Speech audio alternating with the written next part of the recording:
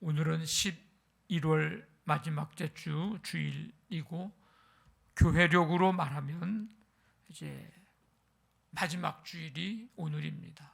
다음 주 주일부터는 교회력으로 하면 이제 첫째 주 주일인 대강절이 이제 시작이 됩니다. 우리 옆에 있는 분들하고 함께 인사 나눕니다. 잘 오셨습니다. 네, 반갑습니다. 네.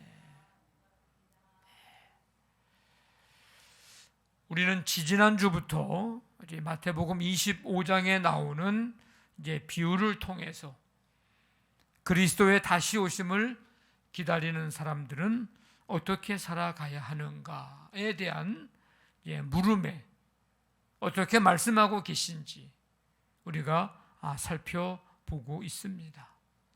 열 처녀 비유, 깨어 있어 항상 준비하는 삶 살아야 된다. 그것은 사명에 집중하는 삶이다. 주님은 우리에게 빛의 사명, 소금의 사명, 또 그리스도의 편지, 그리스도의 증인, 사랑의 사명, 하나님 나라를 이루어야 하는 그런 사명을 우리에게 맡겨주셨는데, 그러니까 주님 오시는 그날까지 우리는 늘 이 사명에 집중하면서 사는 삶이어야 된다 말씀을 드렸고, 지난주에 달란트 비유 말씀을 통해서 예수 그리스도의 다시 오심을 기다리며 사는 오늘 이 시대에 우리가 살아가야 할 삶의 태도, 그것은 충성이다. 충성은 주인의 마음을 알아서 주어진 시간에 맡겨진 일을 마음속에서 우러나와 정성을 다하는 것, 이 충성입니다. 주님 다시 오실 때까지 우리에게 충분한 시간, 충분한 기회를 주셨는데, 그렇게 그 기회를 주신 분에 대한 최선의 응답의 삶, 그것이 바로 충성입니다. 주님 오시는 그날까지 충성하십시오. 하나님 마음을 알아 맡긴 달란트, 사명이든 기회든 복음이든 그 맡기신 것을 충성을 다하여 선용함으로 천국의 즐거운 잔치에 참여하게 되는 이 놀라운 축복, 이 복을 여러분들 모두가 다 누릴 수 있게 되기를 간절히 바랍니다. 오늘 읽은 말씀은 이제 마태복음 25장에 나오는 세 번째 비유의 말씀인데, 의인과 악인의 비유라고도 얘기하고 양과 염소의 비유라고도 이야기하는 비유입니다. 인자가 예수님을 뜻하는데, 그의 영광 가운데 이제 모든 천사들과 함께 올 때에 영광의 보좌에 앉으셔서 모든 민족을 이제 앞에 모으고 각각 구분을 하시는데, 마치 목자가 양과 염소를 구분하는 것 같이 합니다. 양은 그의 오른편에 두고 염소는 그의 왼편에 둘 것입니다. 그때에 이 임금이, 왕이죠, 예수님입니다, 오른편에 있는 자들에게 이렇게 말할 겁니다.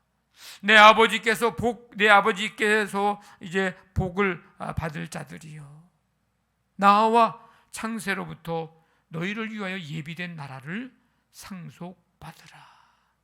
내가 줄일 때에 너희가 먹을 것을 주었고, 목마를 때 마시게 하였고, 나그네 되었을 때 영접하였고, 헐벗었을 때 옷 입혔고, 병들었을 때 돌보았고, 옥에 갇혔을 때에 와서 보았느니라.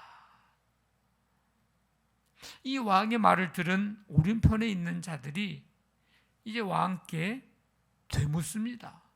뭐라고요? 주여, 우리가 어느 때에 주께서 줄이신 것을 보고 음식 대접을 했고, 목마르신 것 보고 마시게 했고, 어느 때 나그네 되신 것 보고 영접했고 헐벗으신 것 보고 옷 입혔나이까? 어느 때에 병드신 것이나 옥에 갇히신 것을 보고 가서 배웠나이까? 그때 이 왕이 오른편에 있는 자들이 했던 질문에 이런 대답을 합니다. 너희가 여기 내 형제 중에 지극히 작은 자 하나에게 한 것이 곧 내게 한 것이니라. 그리고 이제는 왼편에 있는 자들에게 말할 것입니다. 저주를 받은 자들이 나를 떠나 마귀와 그 사자들을 위하여 예비된 영원한 불에 들어가라. 저주를 받은 자들아, 나를 떠나 마귀와 그 사자들을 위해 예비된 영원한 불에 들어가라. 내가 줄일 때 너희가 먹을 것 주지 않았고, 목마를 때 마시게 하지 않고, 나그네 되었을 때 영접하지 않고, 헐벗었을 때 옷 입히지 않고, 병들었을 때와 옥에 갇혔을 때에 돌보지 아니하였느니라. 그랬더니 이 왼편에 있는 자들이 왕한테 다시 묻습니다. 아니 주여, 우리가 어느 때에 주께서 줄이신 것, 목마르신 것, 나그네 되신 것, 헐벗으신 것, 병드신 것, 옥에 갇히신 것 보고 공양하지 아니하더이까? 그때 이 왼편에 있는 자들이 했던 질문에 이 왕이 대답합니다. 이 지극히 작은 자 하나에게 하지 아니한 것, 이것이 곧 내게 하지 아니한 것이니라. 그러면서 결론적으로 46절에 그들은 영원한 벌에, 의인들은 영원한 생명에 들어가리라.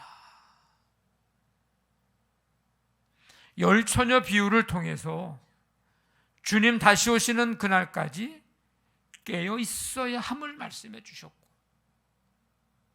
준비하는 거죠. 늘 달란트 비유를 통해서 주님 다시 오시는 그날까지 깨어 충성을 다해야 함을 말씀해 주셨고, 이제 오늘 이 의인과 악인의 비유, 양과 염소의 비유를 통해서 주님 오시는 그날까지 우리가 어떤 일을 하며 살아야 하는가에 대한 말씀을 해주고 계십니다. 예수님은 다시 오실 때 반드시 영광의 보좌에 앉으셔서 심판을 하십니다. 오늘 31절에 모든 천사와 함께 올 때에 자기의 영광의 보좌에 앉으리니, 우리는 반드시 그 심판대 앞에 누구나 다 서게 됩니다. 이스라엘에서는 양과 염소가 같은 들판에서 뒤섞여 풀을 뜯습니다. 그러나 밤이 되면 양은 양의 우리에 들어가야 되고요, 염소는 염소의 우리에 각각 분리되어 들어갑니다. 철저한 분리가 이루어집니다. 마찬가지로 우리가 이 세상에 모두가 다 뒤섞여 살아가지만 반드시 심판대 앞에 우리가 서는 날이 있을 것이고, 그날에 분리되는 날이 우리에게 오게 될 것입니다. 오늘 여기에 오른편과 왼편이 나오는데, 이 오른편, 왼편은 어떤 장소의 의미나 위치적인 의미라기보다는 상징적인 표현인데, 오른편은 고대 헬라 세계에서는 명예롭고 좋은 편을 말할 때 쓰는 표현이 오른편입니다. 또한 은총이나 구원의 자리를 상징합니다. 오른편. 그래서 사도행전 5장에 보면 예수님은 어디에 계시는지를 이제 상징적으로 보여주고 있는데, 하나님 오른편에 앉아 계신다. 사도행전 또 7장에 보면 스데반 집사가 순교당하기 직전에 성령 충만한 가운데서 이렇게 얘기합니다. 보라, 하늘이 열리고 인자가 하나님 우편에 서신 것을 보노라.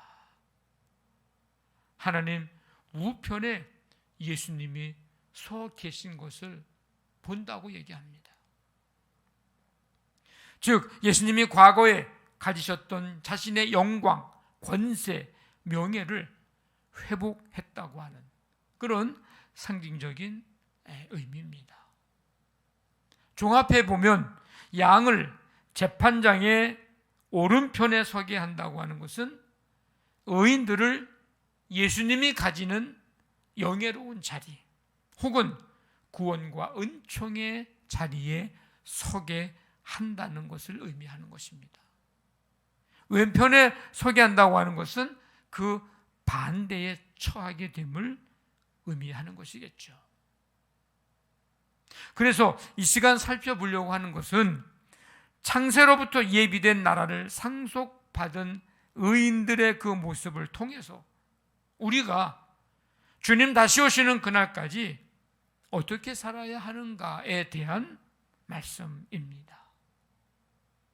과연 우리도 예비된 나라를 상속받을 수 있을까? 어떻게 하면 예비된 나라를 상속받을 수 있을까? 그래서 오늘 말씀의 제목이 상속받을 수 있을까? 이 제목입니다. 오늘 말씀을 통해서 보면 긍휼과 자비를 베풀어라. 자비는 사랑을 의미합니다. 이 긍휼과 자비는 예수님의 마음입니다. 그렇기 때문에 긍휼과 자비를 베푸는 삶은 예수님을 닮은 삶입니다. 그 삶은 예수님처럼 사는 것입니다.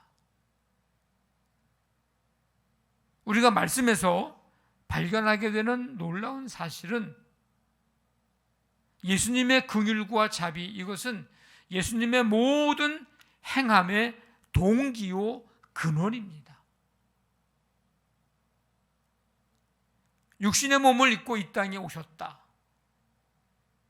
우리를 긍휼히 여기시지 않으셨다면 어찌 이 땅에 육신의 몸을 입고 오실 수 있었을까? 이것은 우리에게 우리를 향한 긍휼과 자비, 그것이 있음을 말하는 것입니다. 천국 복음을 전파하시고 하나님 나라의 삶을 가르치시고 연약한 자들을 고치신 예수님의 이 짧은 공생의 기간 동안에 이 사역의 핵심 사역인데 그 모든 것들의 동기, 그거는 예수님의 긍휼히 여기심이었습니다. 긍휼히 여기심. 여러분들이 말씀을 보시면서 한번 잘 살펴보십시오. 불쌍히 여기사, 긍휼히 여기사. 예수님의 십자가의 죽으심, 우리를 사랑하시는 그 사랑의 하이라이트 아닙니까? 그러니까 예수님의 모든 행함의 동기, 근원, 거기에는 이 긍휼과 자비가 있었다는 것을 알게 됩니다. 결국 신앙생활 한다고 하는 것, 이것은 믿음으로 산다고 하는 것, 이것은 예수님을 나의 구주로 믿고 그 다음에 내 안에 모셔들여서 영접하는 거죠. 그리고 예수님의 삶인 긍휼과 자비를 베풀며 사는 삶, 이게 신앙생활 한다, 믿음으로 산다는 것입니다. 예수님의 모든 동기, 행위와 모든 행함의 동기, 근원이 긍휼과 자비의 삶이라면 예수님을 믿고 사는 우리의 삶의 모든 것의 동기도, 근원도 긍휼과 자비입니다. 합니다. 여러분들이 오늘 예배를 드리러 오셨는데, 오늘 오셔서 예배를 드리는데, 예배 드림도 나를 긍휼히 여겨주시고 사랑해 주신 그 하나님을 사랑해서 드리는 예배의 행위여야 합니다. 식당 봉사도 내 음식 솜씨 자랑하려고 하는 게 아니고 하나님을 사랑해서, 성도들을 사랑해서 하는 것이어야 합니다. 우리의 직분 감당도 내가 얼마나 능력 있는 사람임을 증명해 보이려고 하는 것이 아니라 하나님과 교회를 사랑해서 하는 것이어야 합니다. 여러분들이 드리는, 하나님께 드리는 예물도 11조든 감사헌금이든 기타 다른 헌금이든 그 모든 예물들도 하나님을 사랑해서 드리는 것임을 여러분들이 그런 마음으로, 그 사랑으로 드리고 있다고 하는 것을 저는 그렇게 믿습니다. 그래야 합니다.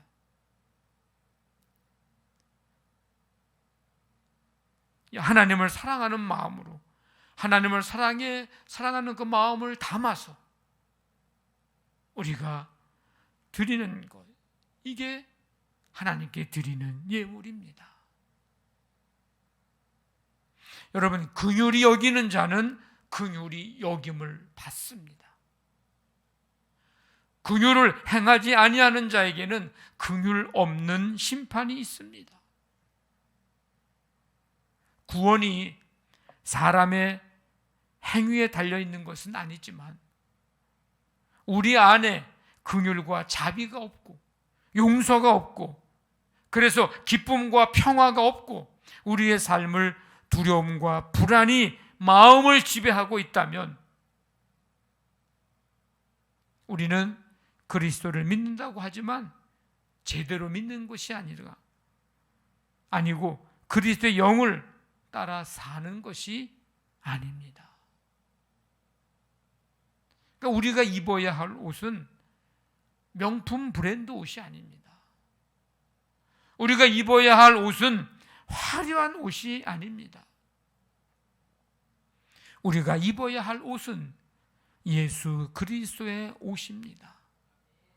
그러므로 너희는 하나님이 택하사 거룩하고 사랑받는 자처럼 긍휼과 자비와 겸손과 온유와 오래 참음을 옷 입고, 우리가 입어야 할 옷은 예수 그리스도의 옷, 긍휼과 자비의 옷을 우리가 입어야 합니다. 그게 진짜 명품 옷이에요.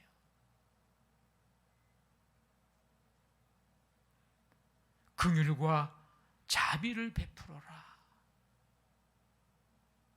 예비된 나라를 상속받을 자, 그들이 그 예비된 나라를 상속받을 자들입니다. 그러면 누구에게 베풀어야 하는가? 오늘 말씀해 보니까 그 대상이 분명하게 언급되어 있는데 지극히 작은 자 하나에게, 임금이 오른편에 있는 자들에게 내 아버지께 복을 받을 자들이요 나와 창세로부터 너희를 위하여 예비된 나라를 상속받으라 하면서 그들이 했던 6가지를 언급을 하는데, 이 6가지는 꼭 6가지만을 얘기하는 게 아니고 그들의 삶의 대표적인 사례들을 기록한 겁니다. 내가 줄일 때 먹을 걸 주었고, 목마를 때 마시게 하였고, 나그네 되었을 때 영접했고, 헐벗었을 때 옷을 입혔고, 병들었을 때 돌보았고, 옥에 갇혔을 때 와서 보았느니라.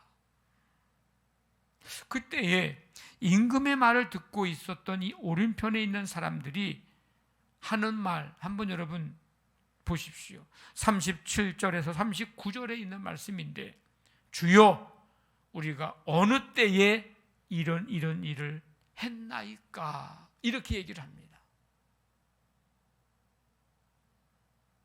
모르고 했다는 거죠. 긍휼과 자비의 삶이 이들의 삶에 자연스러운 삶이었다는 겁니다. 누군가에게 보이기 위해서 하는 그런 긍휼과 자비가 아니었다는 거예요. 임금이 하는 말을 듣고 우리가 언제 그 일을 했어요? 너무나도 매일매일 삶 속에 자연스러운 일이었고 누군가에게 보이려고 하는 것이 아니었다는 거고요. 어떤 보상이나 어떤 상급을 바라고 한 일이 아니었다는 겁니다. 어느 때에 우리가 그런 일을 했습니까? 이 긍휼과 자비를 베풀면은 우리가 복을 많이 받을 거야, 그런 의식을 하지 않았다는 거예요. 긍휼과 자비의 삶을 살면서 생색을 내지 않았다는 것입니다. 너희들이 이렇게, 내가 이럴 때 이렇게 했다. 언제 우리가 그랬어요? 어느 때 우리가 그랬습니까? 그래서 40절에 하는 말이, 임금이 여기 내 형제 중에 지극히 작은 자 하나에게 한 것이 곧 내게 한 것이니라. 그러니까 이런 거예요. 물론 나한테 직접 하지는 않았지. 그런데 여기 내 형제 중에 지극히 작은 사람, 그 한 사람에게 한 것이 곧 나에게 한 것이나 다름없다. 그것은 곧 나한테 한 거야.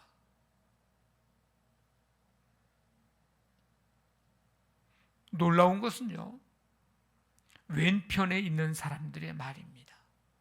왼편에 있는 사람들이 뭐라 그래요? 44절에 주여 우리가 어느 때에 주님께 이런 일을 하지 않았습니까? 이렇게 얘기합니다. 왼편에 있는 사람들이 하는 말이에요. 자신들이 긍휼과 자비를 베풀지 않았다 그러니까 그 말을 듣고 뭐라는 거예요? 억울해하고 있는 거예요. 자신들이 한 일을 다 기억하고 있다는 겁니다. 우리가 분명히 보상받을 수 있을 만큼 했는데, 한다고 했는데, 할 만큼 했는데, 일일이 다 기억하고 있는데 내가 우리가 그 일을 하지 않았다니요. 말도 안 됩니다. 왼편에 있는 사람들은 그렇게 말하는 거예요. 지금. 더 놀라운 것은 임금이 그런 일들을 기억 못 하신다는 것입니다.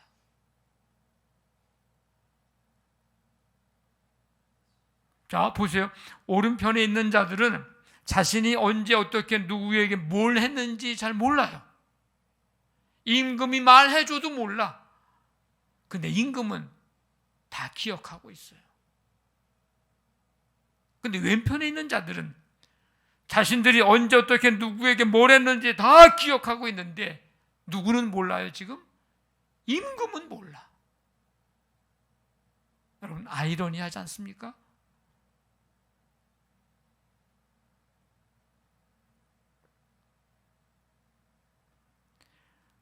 자, 그렇다면 이 긍휼과 자비를 베풀어야 할 지극히 작은 자 하나, 이게 누구일까? 좁은 의미에서는 예수님의 제자들을 의미합니다.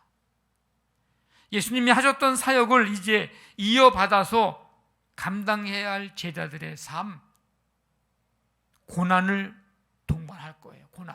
고난이 동반될 거예요. 고난이 따를 거예요. 그럴 때 너희들 서로 긍휼과 자비를 베풀어야 된다. 그러니까 제자들에게 베푼 긍휼과 자비는 곧 예수님께 한 것과 같은 것입니다. 그렇게 보신다는 거예요. 그렇게 여긴다는 것입니다. 그거는 너희들에게 한 게 아니고 곧 나한테 한 거야. 좁은 의미에서는 예수님의 제자들, 여기 내 형제 중 지극히 작은 자 하나. 조금 넓은 의미에서는 오늘 이 시대에 예수를 그리스도로 믿고 믿음으로 살고자 하는 사람들을 가리킵니다. 믿음으로 사는 것 때문에 어려움이 있을 수 있어요. 때로는 영과 육이 힘들 때도 있어요. 그들에게 긍휼과 자비를 베풀어야 함을 말합니다. 역시 이들에게 베푼 긍휼과 자비도 곧 예수님께 한 것과 같은 것입니다. 그렇게 보시고 그렇게 여기신다는 것입니다. 좀 더 넓은 의미에서는 세계 열방에 예수님을 몰라 멸망으로 걸어가는 자들, 방황하는 자들, 굶주리고 헐벗은 자들, 그런 가운데 고통당하는 자들, 그들이 지극히 작은 자 중 하나입니다. 이들에게 예수님의 긍휼과 자비가 필요합니다. 가장 좋은 긍휼과 자비, 사랑은 그들에게 복음을 전하는 것이고 그 나라와 그 백성을 위하여 기도하는 것이고 그곳에서 복음으로 기도로 예수님의 자비와 긍휼을 이제 전하는 사람들, 그 단체, 그 교회에 물질과 기도로 협력하는 것입니다. 그게 우리가 세계 열방의 백성들에게 예수님의 긍휼과 자비를 베푸는 것입니다. 그들이 지극히 작은 자 하나입니다. 그렇다면 그것은 곧 누구에게 한 거라고요? 예수님에게 한 것입니다. 예수님이 그렇게 여기신다는 거예요.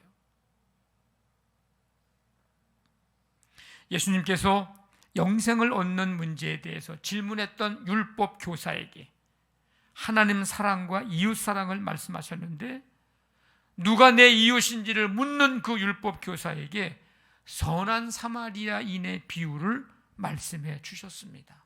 그리고 그 비유의 결론적으로 이렇게 말합니다. 가서 너도 이와 같이 하라. 선한 사마리아인, 그 사마리아인이 했던 것과 같이 가서 너도 이와 같이 하라. 어떻게 하라는 거예요? 자비를 베풀라. 여러분, 우리는 예비된 나라를 상속받을 수 있을까요? 예수를 구주로 믿고 영접한 사람으로서 예수님의 긍휼과 자비, 그 사랑의 마음을 닮아서 지극히 작은 자 하나에게 긍휼과 자비를 베푸는 삶, 이 삶을 살아감으로 예비된 하나님의 나라를 다 상속받는 이 축복, 이 영광 누리는 우리 모두가 되시기를 주님의 이름으로 간절히 축원합니다. 아멘.